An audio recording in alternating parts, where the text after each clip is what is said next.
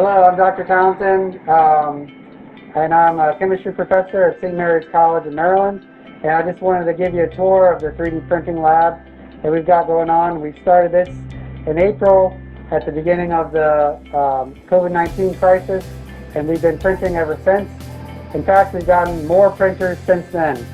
We have actually 3 of these printers running 24/7, so we can print about 12 face shields a day. It's pretty slow, but we believe that we'll eventually get to the quota of 1,000 face shields for the health department and also 500 for St. Mary's College to help with reopening in the fall. This is our display of all the masks that are waiting to be assembled.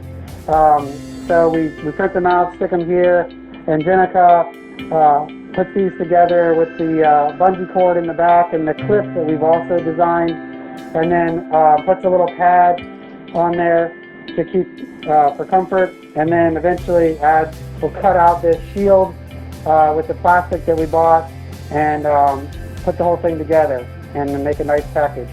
My name is Jennica Bark. I just graduated in May with a degree in chemistry and a material science minor at St. Mary's College. My day-to-day operation really depends on whether the printers need any repairs or maintenance that day. And you don't really find that out until you come in and see that the prints are not looking as sharp as they should be.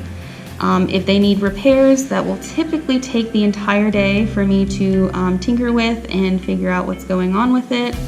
If not, I focus more on assembly, cutting out bungee cord, hole punching for the face shields to attach to the visors, and things like that.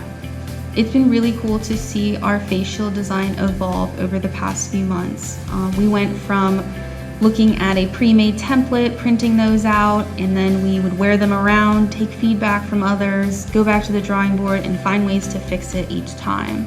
And after about 6 to 7 different tries, we finally ended up on the perfect visor for us and something that we thought was safe, comfortable, and also reusable.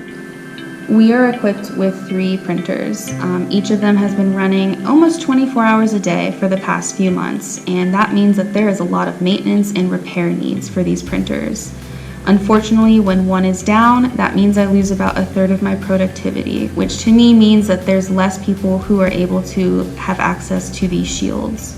From this experience, I've been able to use what I've learned here at St. Mary's, and especially in the material science path that I chose. I've been able to apply this knowledge and use it in ways that can benefit the community, and that's always been really important to me.